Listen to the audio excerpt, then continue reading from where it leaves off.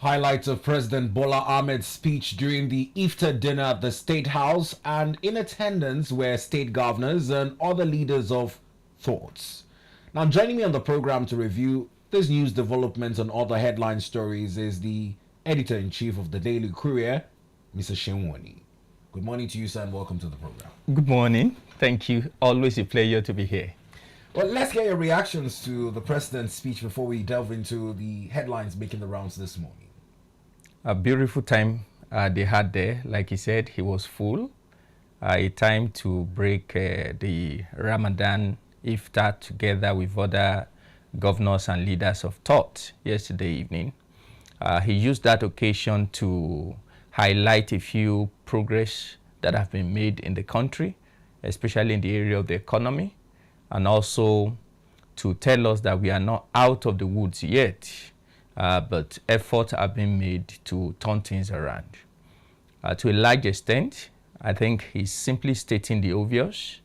The economy had been on a rebound for the past 7-8 weeks, which is a good one for us as a country. For a very long time, we've not seen prices of goods rallying downwards, but we have seen it consistently over the past few weeks. And it's a good one. We just hope that it's not just a fairy tale, and that the economic handlers, both on the fiscal and the monetary side, will be able to ensure that whatsoever they have done to ensure that we see this level of rally can be sustained. Because one of the people who strongly believe that if we can ensure that the economy gets back on the right footing, most of the other issues over time also will begin to get answers. He has simply stated the obvious. We are beginning to see some semblance of the right thing, like transport costs occasioned by fuel. We've seen how the price rivalry between NNPC on one side and Dangote refinery on the other side had also begun to show downward slide but we are not where we ought to be. Things can get better, and everyone is hoping that in the coming weeks, in the coming months, things will certainly get better. Well, very well said. Now, let's speak on the first issue making the rounds on the news, and it's following the defection of the ex-Kaduna State Governor, Malam Nasir El-Rufai, to the Social Democratic Party from the All Progressive Congress. In response, Senator Seun Oni and the Presidency are mocking this move. Help us judge the position of the APC vis-a-vis this defection. I heard that yesterday, and I was practically smiling. I used to have a senior political, like a big boss those days, and he has this saying that an average politician has two different types of values. The first one he calls the face value of the politician. The second one he calls the nuisance value of the politician. He says that you keep politicians sometimes not because they have the two. Sometimes you have politicians who are, excellent. They can have the face value. They can also have the nuisance value. But on some occasions, you have some politicians who just have the nuisance value. In other words, they can talk well. They can cast aspersion on the opponent. And the only reason you are keeping them is because you don't want them to be outside of your fold. In other words, you want your enemies closer so that at least when he's eating, when he's feasting on the table with you, you can keep an eye. But the moment he's out of the house, it can do a lot of damage. So sometimes people are in a political party, not so much about the political clout they wield, but because of the nuisance they will constitute if they are out of the house. And for me, some of the analysis from the Villa and from people like Seun Oni, the senator, the former senator from, is it Musa Sani? I'm not sure if I get first name correctly. I think they are too premature. On the face value, I told someone not too long ago that El-Rufai is not really that politician who has a track record of winning election for his political parties. And the figures are there. As an incumbent, he lost senatorial districts, 2 of the 3 senatorial districts to the opposition. He lost majority of the House of Representatives to the opposition PDP. The House of Assembly in Kaduna State was actually populated by opposition political parties. That tells you his electoral value. But the nuisance value, El-Rufai is someone that when he speaks, it makes news. Of course, which was good for the APC at the time. We knew the role he played.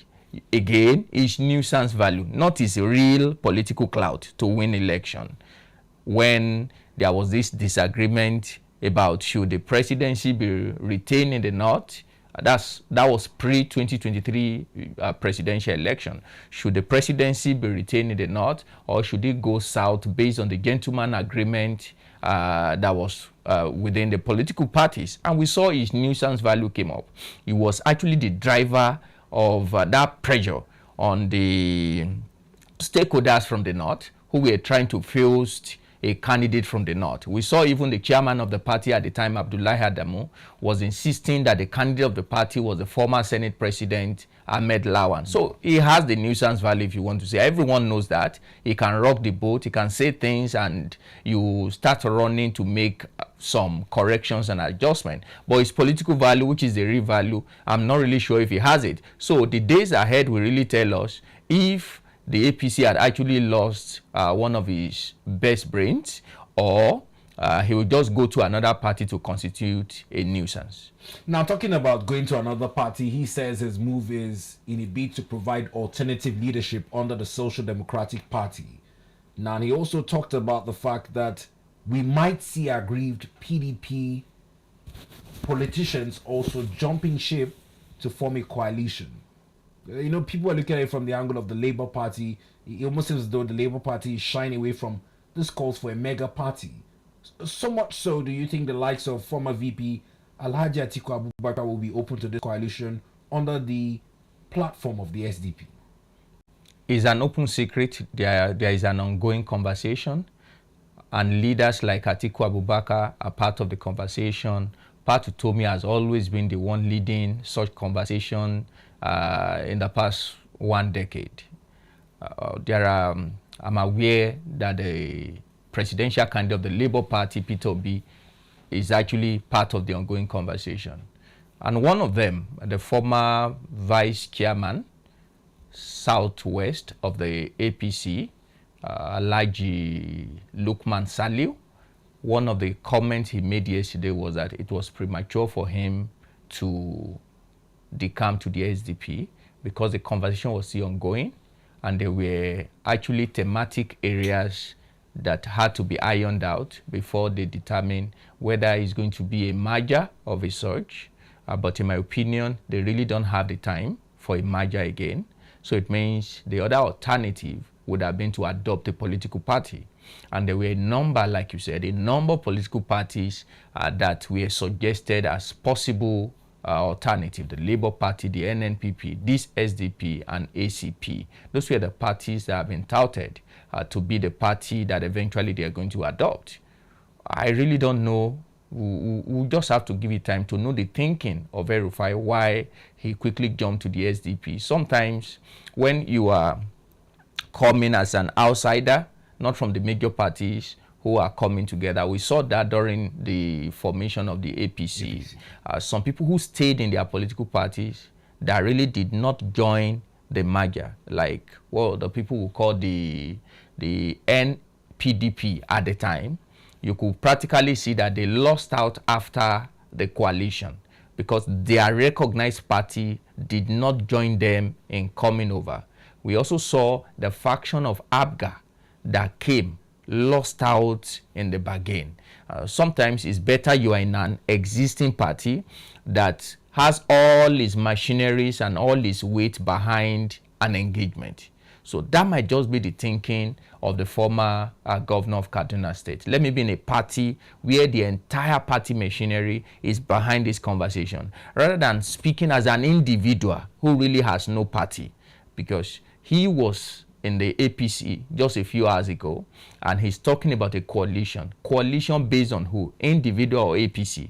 because APC had made it very clear they are not in conversation with any political party. They believe they are the party to beat. So if he jumps into SDP, SDP had actually come out severally to say that they are part of the ongoing conversation to march. So it's a bit of a dynamic that eventually, I think Saliu Lukman also, in his conversation with journalists yesterday, was very clear that by July, there is going to be a public announcement about the direction of the proposed either coalition or merger or whichever name is called. Well, ahead of July, the date for that announcement, yesterday, many did see the former FCT minister and ex-governor of Kaduna State, Malam Nasir El-Rufai, announce on his Facebook page that he has defected from the ruling All Progressive Congress to the Social Democratic Party SDP in a bid to provide alternative leadership. He also did hint that we might see aggrieved political bigwigs from the likes of the People Democratic Party also jump ship.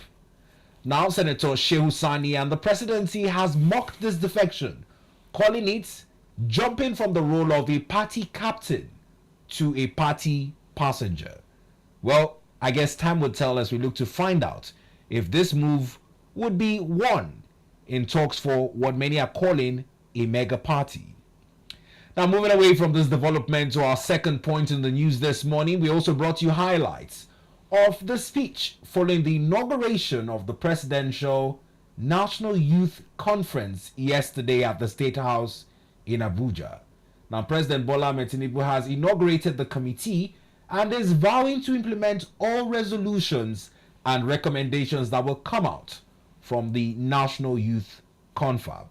Now, listening to some of the replies, particularly that of Itodo, he commended President Bola Ahmed Tinubu as one president who has not been afraid to give young people positions in leadership.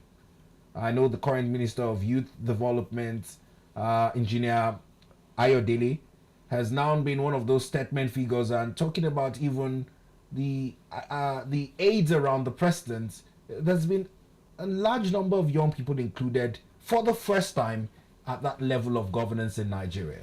Now, with the president vowing to also attend to these recommendations as being of utmost importance, what do you make of the committee and the projections going forward? It's a good development to bring the youth to a confab as this. Many really will not know the philosophy behind the national conference.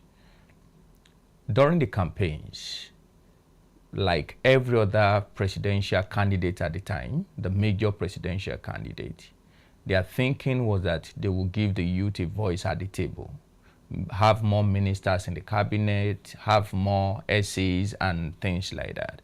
But when it was, eventually the election was prosecuted and the APC emerged victorious, they were now confronted with a major behemoth. And as a behemoth of old entrenched interests, they helped you to win the election. And now you can't be talking about bringing someone who will be where the decision will be made and you are telling them to go and bring a youth to represent them. They don't want any of that. So in his effort to insist, some of them just tells you, you don't want my support. So that was a major hurdle for them to cross at the time. I was privy to know some of the conversations that were going on. The idea was to have a minimum of 30 to 40% of youth constituting the cabinet. So what he did was he just tells leaders across the geopolitical zones to bring youth that they think were qualified. And all of them said, no, we want to be there. We are not sending any youth there. And that was a major issue. What that means is that we now have very minimal youth around that table where policy decisions affecting Nigerians will be made. At the background, Nigeria actually has the most youthful population, not just on the continent, globally. The population of our youth constitute nearly 70%, around 68-69% of our population. You can now imagine we are having less than 21% where the decision is being made. Because eventually when such decisions are made, you will have to vote to decide what carries the day. And you're having about 69% of people voting against the decision of 22%. So that's a major issue. And in his thinking, if youth can now congregate under the auspices of a national conference, their decisions, and I think it will be beamed live, like we had the national confer 2014. Of 2014, then it will be beamed live. So some of the decisions and resolutions, he will now be able to present it officially. The ones that require legislative backings will be sent to them. By then, if you now have senators, reps dissenting, Nigerian youth will actually know who to blame. I think that was the thinking.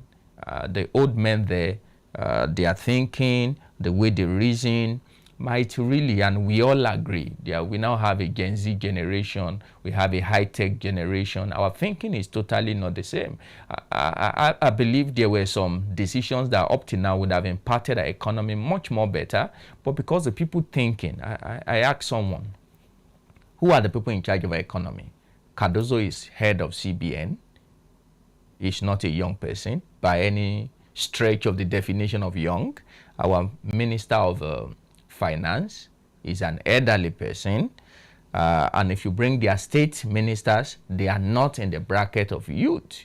So we have a major issue. That means on the fiscal side, on the monetary side, nobody is thinking like a youth. Now let's talk about this definition, because I've also seen more queries on Nigeria's youth policy, even to start with the definition and the age bracket.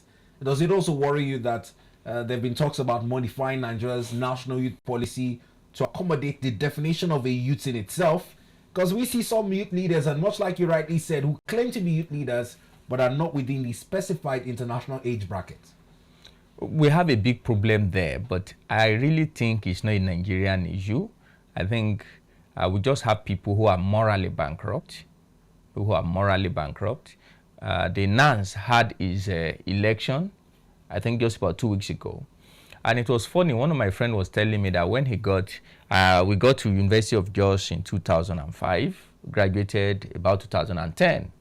And there was a guy we met there in University of Jos. We met him in University of Jos. He was one of the big guys that we were hailing then. And he was part of the people still contesting for NAS position.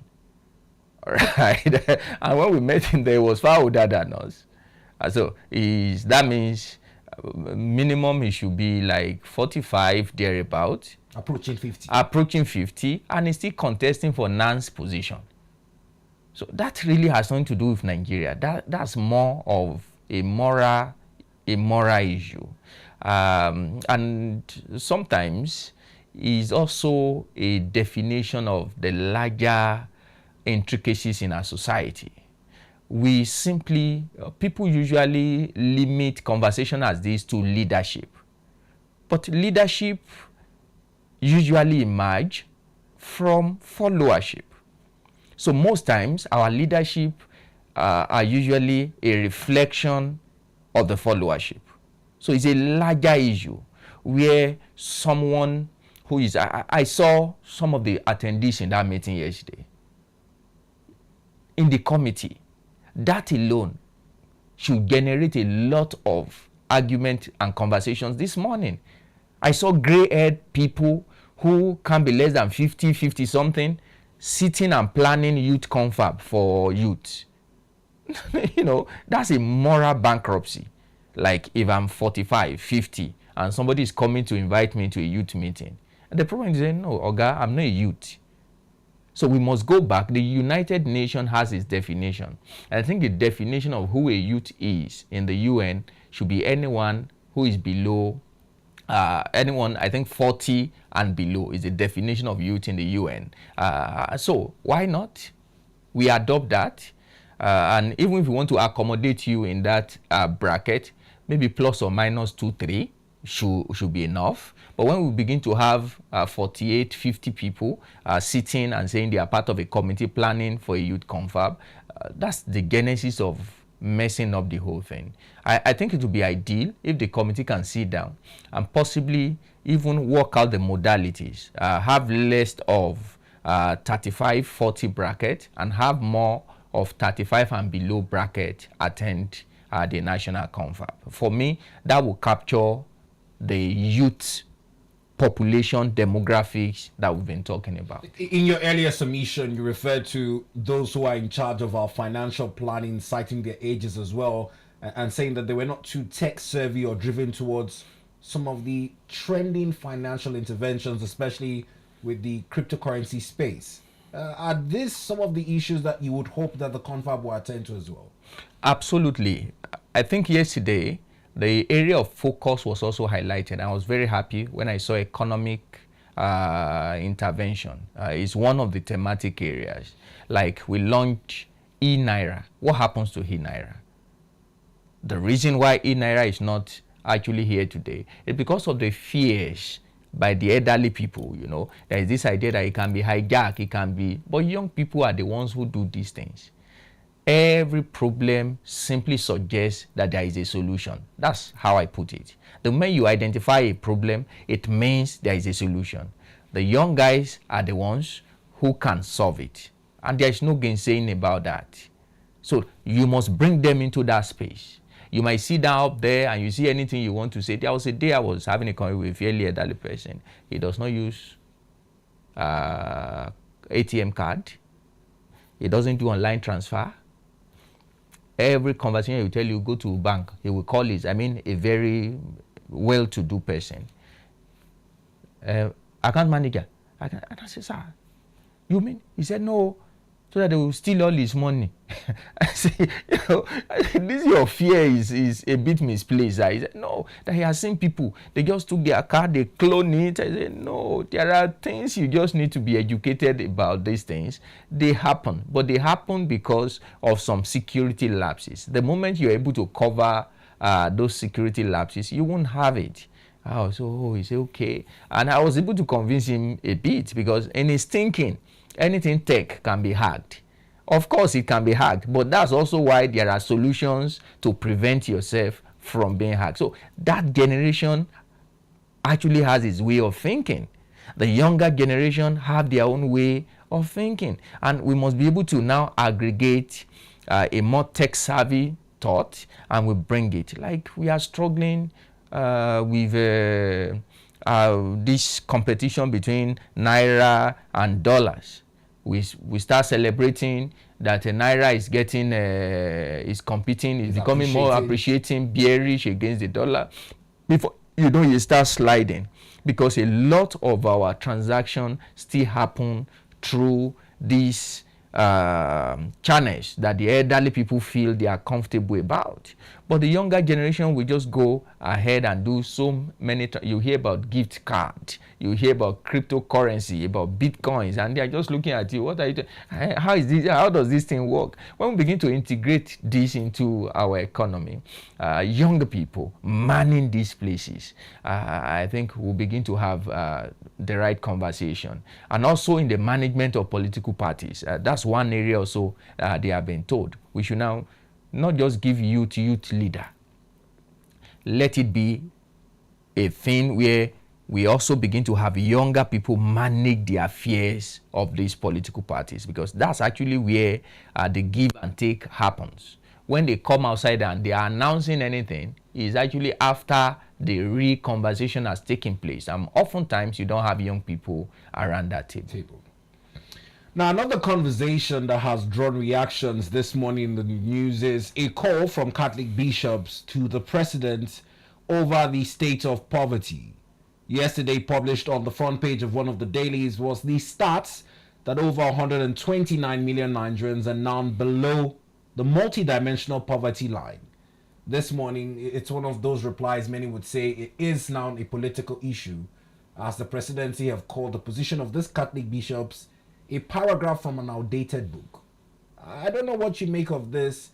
Is it the fact that these statistics are not glaring enough, or is there a disconnect between those in the elite class and the common man? It almost seems as though this reply is not on the same page with that of the Catholic bishops, who interact more with these persons who come to their parishes for service every Sunday and are telling the elite class that there is indeed a high level of poverty. It is an issue that succeeding government have struggled to contend with. How to react appropriately to what you can call public scrutiny.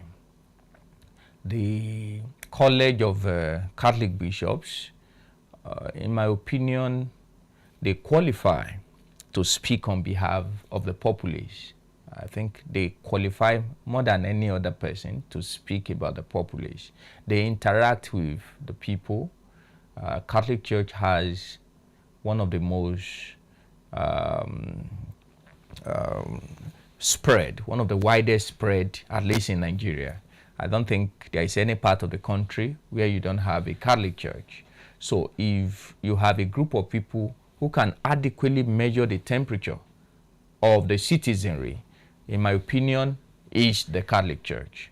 So when they come out as this and they make comment as this, the right way to approach it is not to see it as an attack on the government in power. The 8 years of President Muhammadu Buhari, we saw this same type of paradigm where leaders of thought will come out, individuals, groups, they will come out and give a position on an issue. And instead of coming out to tell Nigerians what they are doing differently, is quickly thrown away, like the figure of speech that was used, that is a paragraph from an outdated book. Because we are very quick as a people to start speaking about the statistics. One of the books I read, I'm happy I read it, is Lying with Statistics. Statistics most times don't do all the good about a narrative. For instance, we are talking about our inflation figure used to be double digit above 30%, and now suddenly we now have it double digit above 24%. And people, when they want to throw statistics, tells you things have gotten better. It used to be 30, it's now 20. But that does not actually paint the whole picture. It fell from 30 to 20, not because so much have been done, but because of a technical rebasing that allows you to bring other items into the bracket, and that means you are now dropping, like I used the illustration when I was sharing with you. I said, it means you have, maybe you have a 10 cl cup before now, and so 10 cl cup can only take 10 cl water. And now you say, let's expand the cup to 20 cl. It's still the same 10 cl water that is inside it, but it will look smaller because you are now having a bigger cup. That's simply what we have done. Not that the water has increased, but we are now having a bigger basket. And so it looks smaller inside it, but it's still the same water. So we are actually where we used to be. The difference now is that we have now rebased. We have more items on our bracket, and that's where we are. And that's the point they are making. We must now begin to see that these statistics have a correlation with the lives of average Nigerians there on the street. You will increase salary, but when you take the salary to the market, it buys less things than we used to buy when the salary was smaller. That is an issue. I saw in the papers yesterday, even cow sellers, they have to run that they needed palliatives too, because people are no longer patronizing them. A cow now costs 2 million naira. Cow that they used to buy for 600, 700,000 is now 2 million. So people now prefer alternatives. You know, before now we used to have the conversation that possibly those of us who stay in the FCT, you can't go and quickly go and buy a small quantity of essentials. Unlike you can go and virtually every street have scales to sell meat, sell fish and things like that, and they quickly give you they sell half kilo, sell quarter kilo, virtually on every street in Lagos. But in Abuja, it's not like that. You have to go to one big shop, and when you get there, you are told, no, it's only 1 kilo, you can't get quarter kilo. So I was speaking to somebody from Lagos, he said, even that is fast disappearing because it's no longer as common, as widespread as it used to be, because these things have so much increased that people buy it and for several weeks nobody to purchase it. So that we can't get. You have to also travel all the way to get. So things that used to be commonplace for everyone, where you get nutrients and you eat a measure of balanced diet, no matter your purse, is now a luxury item. That is exactly what the bishops are saying. Everyone on the street knows this. So, except people who live in Aso Rock, who drive in AC car, work in AC offices, and when they need to come to the street, it's so choreographed. You have DSS, have soldier, have police, have Mopo, and so what they are saying is the obvious. The reaction of government should not be, no, it's old. No, it's not old. That's the reality on the street. The reaction should be, so much has been done, so much is being done, and Nigerians, like I said during my opening, we are beginning to see the price or the prices of goods begin to come down. It's actually, for me, it's novel in this country. We don't see that. Whenever prices of things go up in Nigeria, it really comes down. But we are seeing that. We have seen that with fuel. That is how to engage public discourse. But you don't just trash opinions. Opinions that everyone knows is the correct thing. So appreciable progress have been made. We need to now tell Nigerians things will get better. And these are the optics. That's how to have a conversation. And it's just my call to the media handlers of the presidency. They need to do better. They need to now become more empirical and more practical. You can be empirical and not be practical. It's a mix of two that defines the right mix of public conversation and policy. Now, we'll touch on one more subject before we call it a wrap on this conversation. And quite sadly is the report coming in from Ondo. Now, people are calling it a massacre. Suspected herdsmen attacked 4 communities and left scores of persons dead. The police have only been able to recover 14 bodies so far. At the same time, in Kebbi State, Lakurawa, the new terrorist group, have also unleashed mayhem.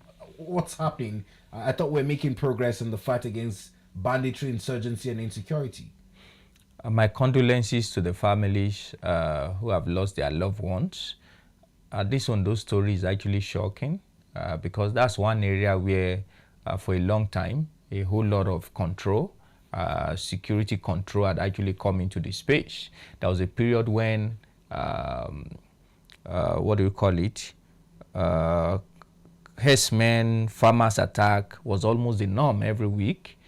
Again, it now grew into kidnapping when some remember Parfashoroti, an elderly person, yes, was kidnapped at some point, and several other persons in that axis. But it has actually been controlled. I'm just surprised this is coming up again.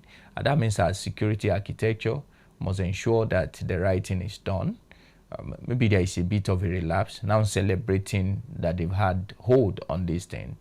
They must return back and ensure that this hotspot, the right thing is done to ensure that this type of security breaches is not repeated again.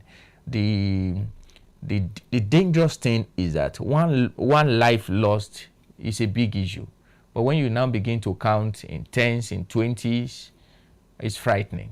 It's frightening. And it's just a security issue. There is no other way to discuss it. So the NSA and the security chiefs, they have to get their acts right and ensure that in every part of the country, east, west, north, south, lives are secure. That, for me, is the basics of leadership. I think Chapter 2 of our Constitution, the purpose of governance is security of lives and property of the people. The moment that is out of it, then that causes to question the leadership, whether at the state level or at the national level.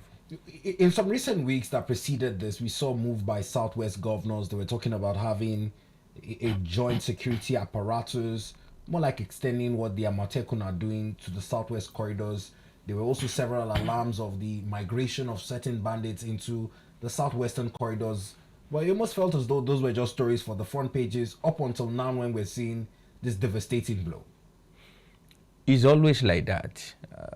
I think for as long as I know, geopolitical zone leaders come together and security is always top-notch on the agenda. The late Akeredolu of Ondo State was a major driver in the formation of the Amotekun. And with the benefit of hindsight today, he was the driver because his state became the hotbed of kidnapping, herders, farmers clashes, that I'm just surprised it's repeating itself. So he took that burden on himself to rally his neighbors. I'm one of the people who think that we must rejig our security architecture. I come from not so big community in Ekiti State. And one of the things that have helped us as a community is that once in a while we usually have these security labs where people's houses will start burgling these houses. And the control has never been police or any intervention. It's usually the King's Palace.